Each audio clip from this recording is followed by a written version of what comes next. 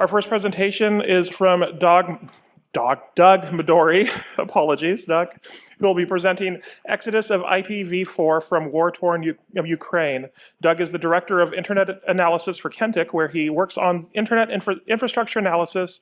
Prior to Kentic, he was the lead and analyst for Oracle's Internet Intelligence team, which was formerly Dyn Research and Renesas.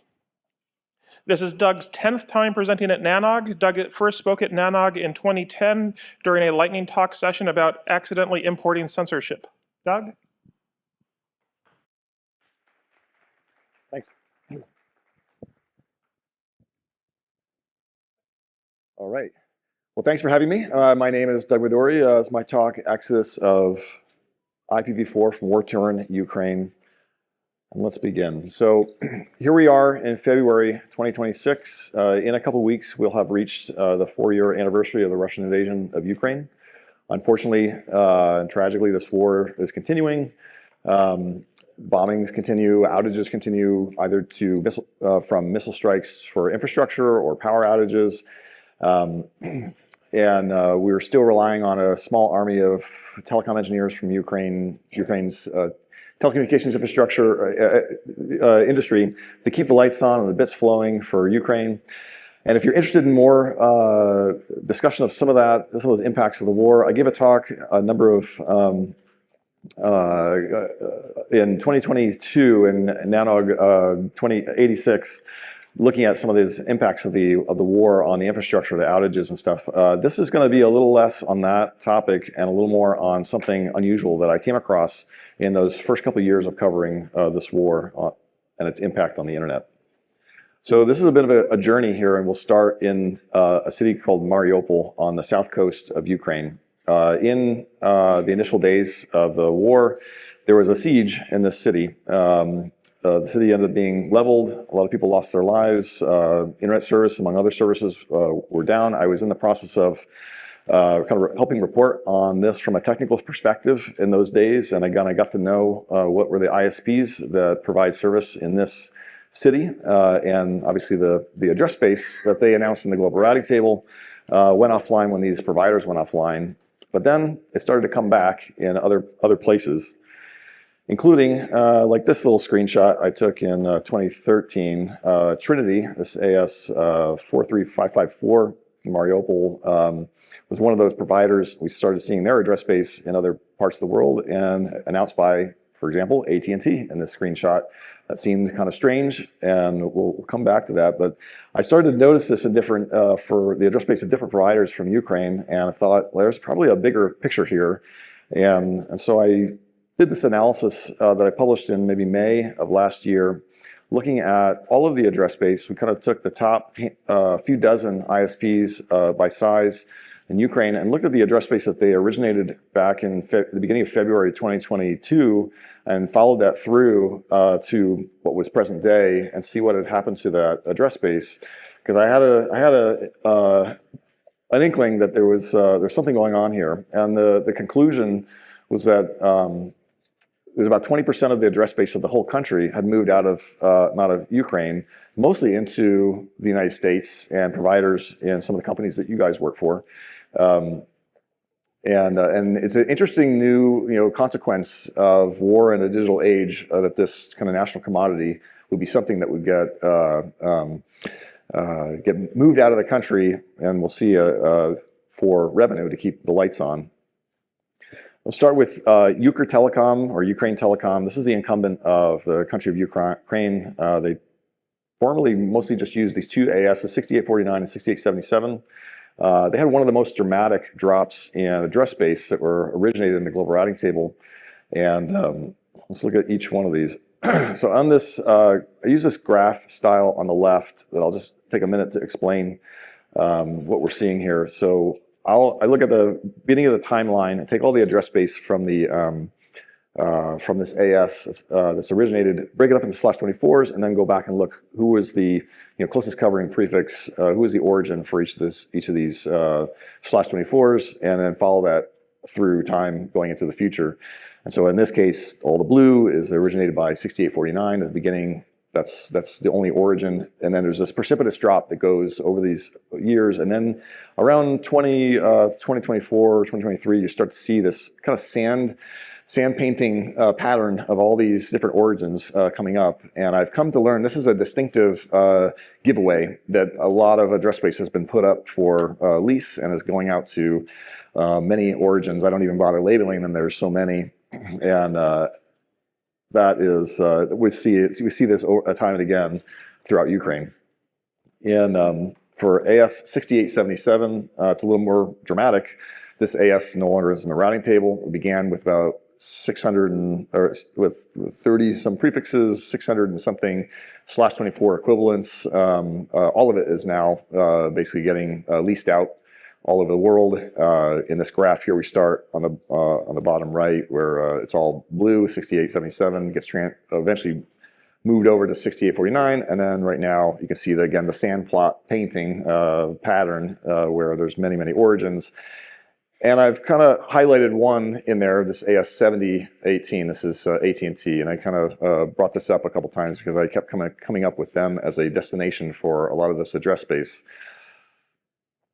If we took one of these prefixes, this is from analysis from back in May 2025, so a little bit of this has changed, but the main message is still the same. So if you took this /24, you plug it into BGB.tools, you'd see in one upper red box, you see the origin is 7018, but then who is this registered to? This is still kind of property of, for lack of a better term, Ukrtelecom.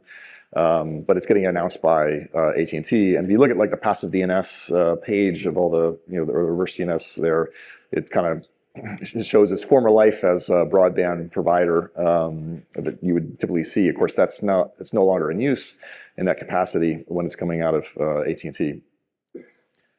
If you looked at the registrations, you see a lot of indicators of what prefix broker was involved in the movement of this address space out of Ukraine.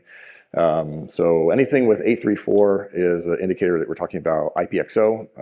To their credit, not all the brokers do this. They do annotate this, so you can kind of trace back back and tie this back to who was the party that facilitated this transaction. But the other thing that's a little concerning is that they've at this point, when this was taken, had re-registered the address space as being ATT, and then getting AT&T to announce it, and it's not obviously AT&T doing this. So after a couple of years of covering the war in Ukraine, I had a lot of contacts in the internet space in Ukraine. Was able to contact the executive team at Ukrtelecom, and they put together a response here, which I wanted to read, but it's too far for me and I can't read this. But the long and the short of it is you're trying to say that they are under this extraordinary circumstances due to the war, and that leasing out this address space was necessary to keep the lights on and provide the funds to operate the telecom. Which who am I to judge? That's I have my sympathy on this, but I just wanted to understand or confirm what it was that we were seeing. If we go by some of the published rates for V4 brokers of what a /24 can be leased for, something on the order of $100 to $150 a month. We assume the low end of that range and all the routes that we can see that are getting leased out. We're talking about $150,000 a month of revenue for this this telecom in Ukraine. Is probably really important revenue for them. But Ukrtelecom is not alone. There was many other providers, and I'll just mention a couple. This was one that the graph looked really nice. It was very dramatic. I don't know that much about LBS. It's a smaller network in Ukraine. It's AS 43310. And in this case, they begin 2022 just announcing 3 prefixes, a couple 22s, a /20, and then beginning in November of 2022, there's this drop as they're no longer, this AS is no longer announcing this address space, and all of a sudden all these new origins are originating this address space. And again, I've kind of highlighted 7018 as another, this became the #1 destination for address space from this provider. And there was many, I wrote up a blog post, there's many other examples. I'll just mention one more, which was the Trinity Telecom. That was the one I mentioned at the beginning about Mariupol. In this case, on this graph on the right, just to be clear, there's a little bit of graphing artifact. The space on the left is just the blue would continue to the left, but this bar begins on February 1st, 2022, continues forward. They lose service. They're out of the routing table for a few days. They come back with this 4-byte AS, and then that goes away. And then there's a period of time of like between 1 and 2 years where this address space is getting announced by many, many entities around the world. And that was the time that I saw this getting announced by AT&T. Sent this to a contact there. They kind of took care of it, but it was fairly pervasive. So then, yeah, this is what I had seen. Again, this was, I just stumbled upon this. I was like, all right, Ukrtelecom, isn't that the Mariupol ISP? And it's coming out of AT&T, and they've even re-registered one of the ranges as if it was AT&T. I sent this to Spur, which is a security company that does a lot of analysis and work in the residential proxy space.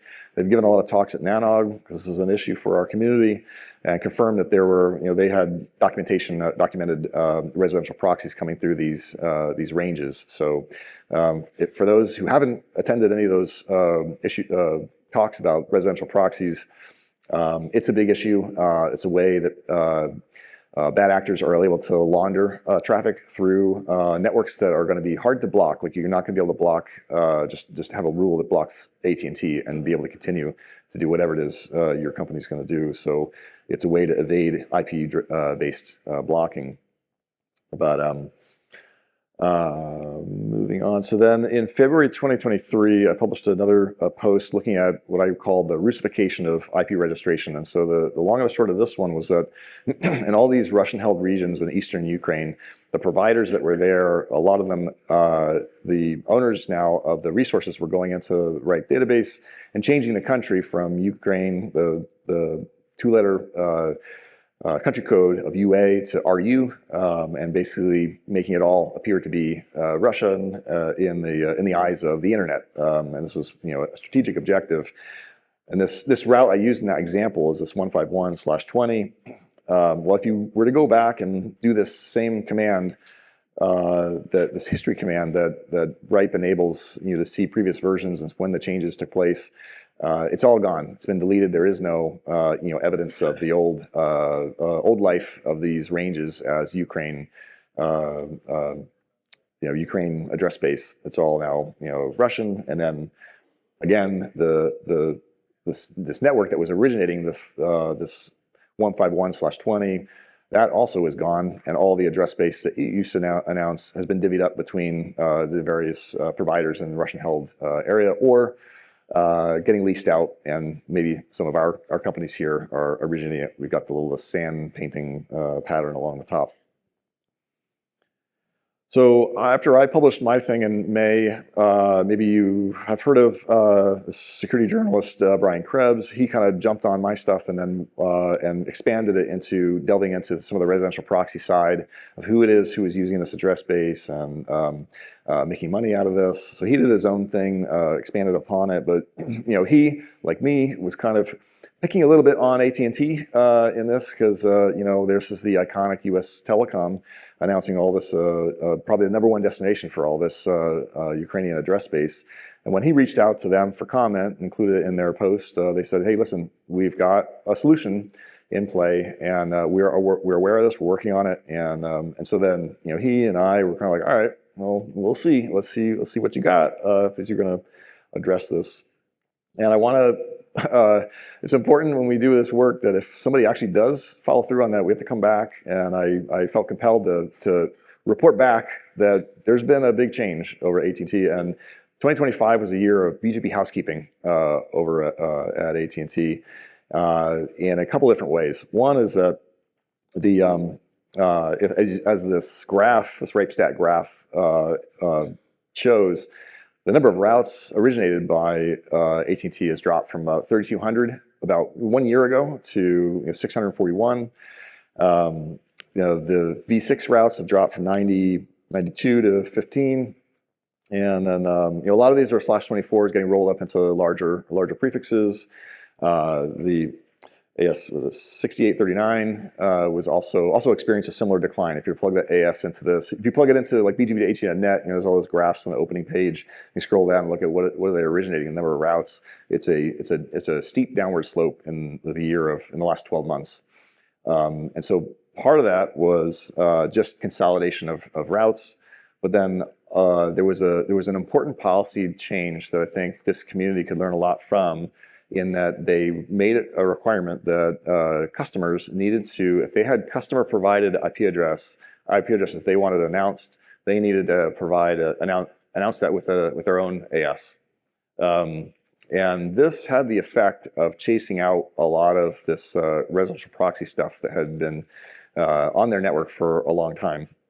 And so all these networks, if you had looked at, if you had looked up, like if you plugged in 7018 into BGB18, into BGB.at.net or BGB.tools and looked at the prefixes that they announced and looked at the little flags on the side of where this stuff came from, for 8 or so years, felt like maybe 90% like Russian routes, Iranian routes, Lithuanian, just things that don't seem you would expect to see coming out of AT&T or 7018.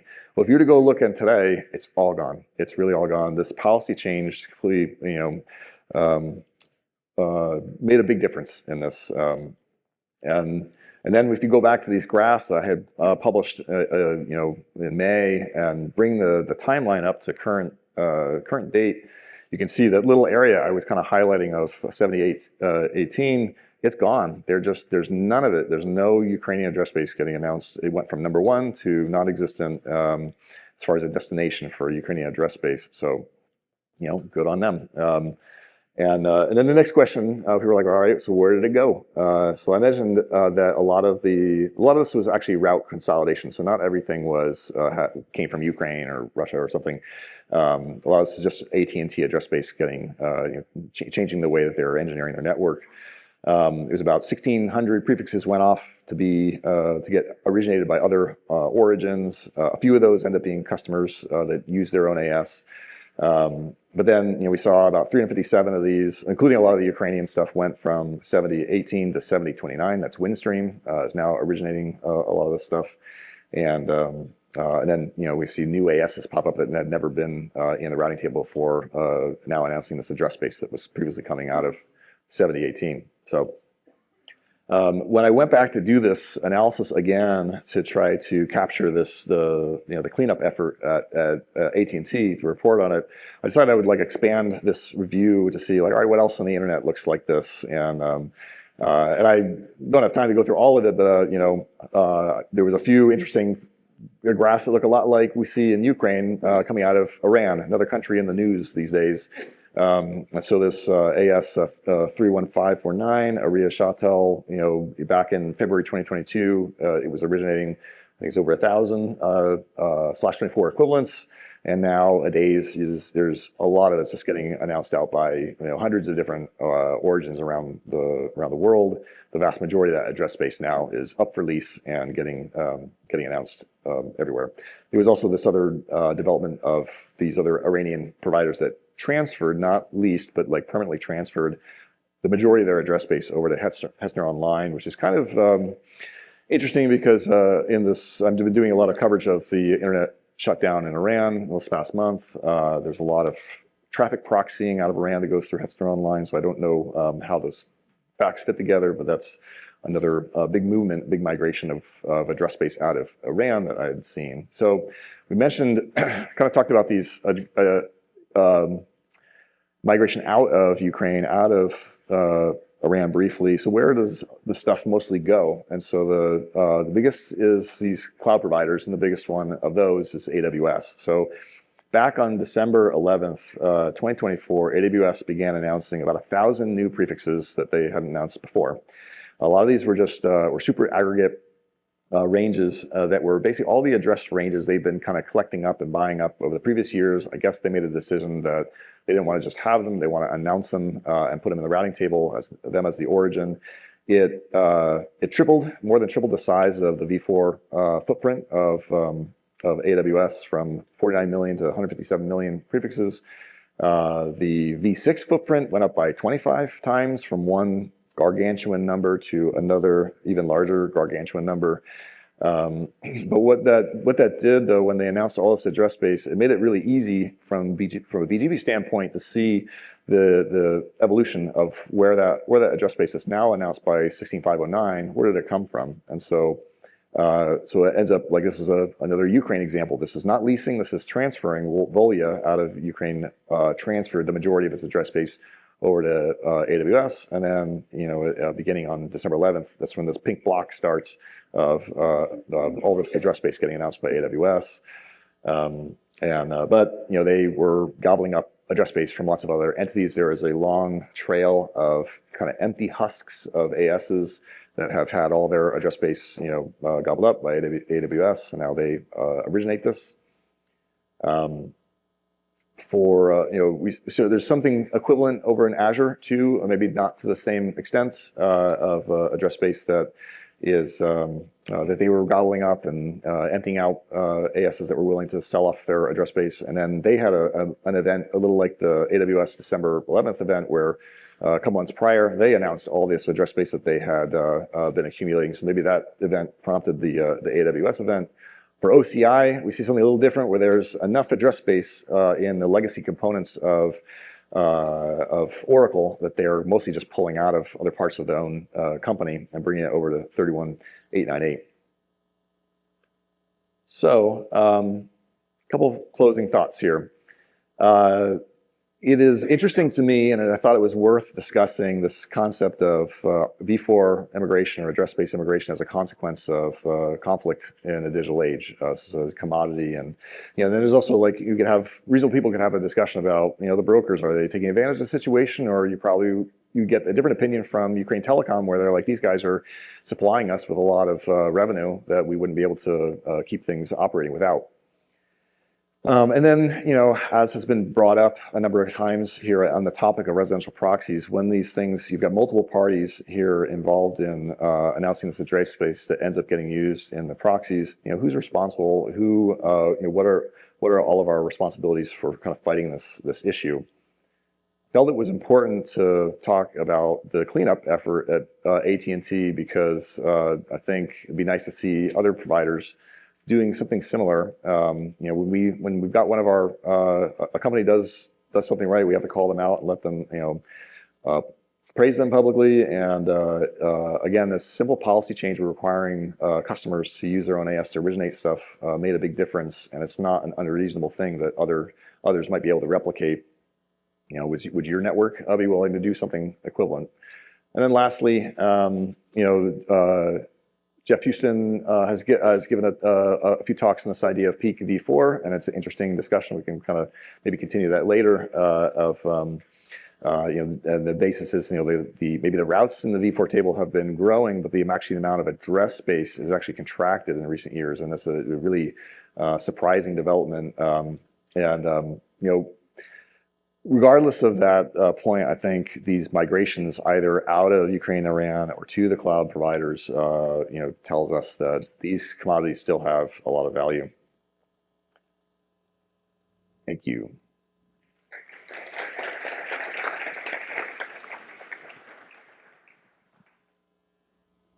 That's a great talk, Doug. Thanks. If we have any questions, I have that microphone. I apologize. You can walk behind good old Jeff over there, though, if you'd like. And if you ask a question, whether remote or in person, make sure to give your affiliation and introduce yourself so everybody knows who you are, please. Just sound like it's on. Yeah. Is it on? The microphone needs to be done. Might need to be powered on. Let's try this. Jeff Houston, APNIC. Thanks, Doug. Great talk. Thank you. Look, all of this relies on solid data.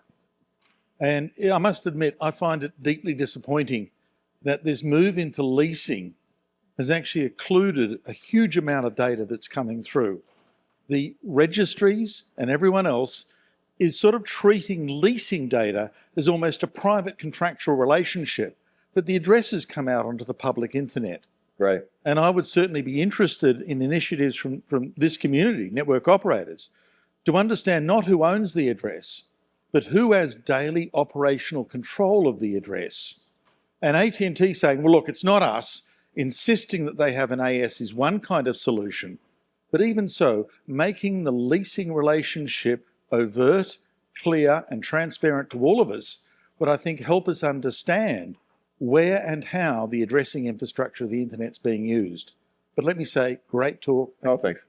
I would just add to your comment that I think that's a selling point of leasing versus transfer. I mean, there's the two transferring stuff and permanently transferring it and leasing it. Obviously, there's flexibility involved, but also having to not have to deal with the RIR and be able to just do this, instantaneously. I'm sure there's a selling point for people who use it, but your point stands as far as there's no. I mean, I used an example here with IPXO where they actually labeled stuff. That's not. There's no guarantee that everybody does that. In fact, a lot of people don't. So you have no visibility, like you're saying, into these. Everyone does it differently. There's a major leaser in the UK that runs out of the Seychelles. A huge amount of address space theoretically is in the Seychelles. No, it's not. That kind of stuff. In the housing market, you can rent, you can buy. In the addressing market, if you buy, it's overt. If you rent, lease, it's kind of slightly under the carpet. Absolutely. And for all kinds of reasons, including our continuous war on abuse, trying to find where actually that address is being controlled from is essential. So, more transparency would be better. Thanks. Again, Doug, great talk. Matt Petak. Thanks. I'm getting there. At Matt Petak, currently unaffiliated. I was rather concerned about the RIPE NCC data disappearing out from under you. Had you not grabbed a snapshot of it before it was whitewashed, that chunk of history would have vanished. Do we need to be putting more rigor in place around the registry data to ensure that we don't have bad actors simply going in and saying, hey, that address space, that's ours now? The fact that it's just the country code, okay, it's not necessarily overtly changing ownership, but it does highlight that we look to the RIR data as being a source of truth, we trust it as a registry database, and seeing evidence that a conquering party might go in and just say, I'm changing what you think of as your source of truth, that's concerning. And erasing the history. Erasing the history and saying, whitewashing Big Brother style, it never was there. Pay no attention to what you thought you saw before. Is this something where we may need to go to the RIRs and say, hey, that history needs to stay intact. We need to know where things were. Even if big nation state comes knocking, you don't get to just change it and make it vanish like that. It's a great point. I didn't know it was possible until I came across this, and I was like, I didn't know you could just delete the history. And then I asked somebody, a friend, and he was like, yeah, and I don't have any, answers on this. And I was like, all right, then yeah. It's kind of a call to the community, not to you. But thank you. Great talk. Thank you. Hi, Patrick Gilmore. I'm affiliated with Tigger. I have a question about, I forgot the name, UKUR or something like that. The Ukrtelecom? They're leasing out the vast majority of their space. And you talk to them and they're all like, yeah, this is a temporary solution. If they've leased it out and they're still growing and doing great things, they obviously have something involved. I don't know, paragrade NAT, something, I don't know what. Why would they bring it back if later on the war ends and they're still getting 100, 150 grand a month for leasing it and they're able to continue servicing their customers? Is this a new business model for the rest of the internet to start leasing things out so we'll have that much more abuse every day? Well, as a matter of fact, as you bring this up, and I just had this hallway conversation before this talk, I didn't have time to mention. So GTT is another company that if you were to make a graph of their ASs, they look a little like these, where whether it's like Megapath, all these acquisitions that have come into all their address space got moved over to 3257, and now you can see the same sand plot pattern kind of eating away and eroding this address space, and GTT is now leasing out large amounts of their address space, and yeah, this seems to be a profitable side business for a lot of telecoms. And then I should know this, but I don't. Does RIPE have something like Who Was? I can't hear what you're saying. Does RIPE have something akin to Who Was? Because that would solve well, They did, and I guess you can delete it. It's immutable. Oh. That's Matt. I thought it was just deleted on who is. I didn't realize it was permanently gone. Never It's mind. gone. Thank you. Do we have any remote Q&A questions? Okay. We have about a minute left. You can make a quick. Okay, yeah. Hi, Tony Tauber, Comcast. Good talk as always, and big respect to AT&T for the work they did and the others and yourself.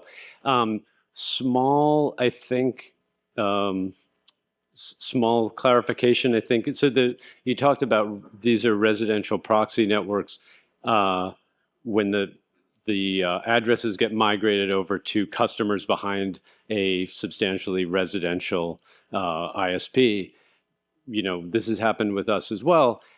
I think residential proxies, so that's proxies that proxy hosters, maybe, you know, people who host proxies in their data center, and then they get put behind an ISP that's a substantially residential ISP, which is a slightly different, I think, from actual proxies inside people's residential networks, like inside I know it's home, true. So I think that inside the network of a home. I get your point. Someone before this also gave me made the same point. I guess I'm using the term, as a bit of an umbrella catch-all of there's different modalities. And again, with the previous residential proxy talks that we've had at Nanog, they talk about we've just talked about 2, but there's like 6 different ways people pull this off. Whether you've got something embedded in somebody's smart TV in their actual house, or like these are examples. These are not that. This is someone trying to re-register something and saying it's AT&T or Comcast, and getting Comcast or AT&T to announce it, and then that's sufficient for being able to sell access. But that is also another. I don't know. In my opinion, in my terminology, that is another form of residential proxy. Obviously, they actually aren't in the residential network, but your point's well taken. Thanks. Well, thank you, Doug. All right. You've given a great engaging talk. I think people still want to talk to you outside. So Okay, thank I you. think we're good. Have a great day.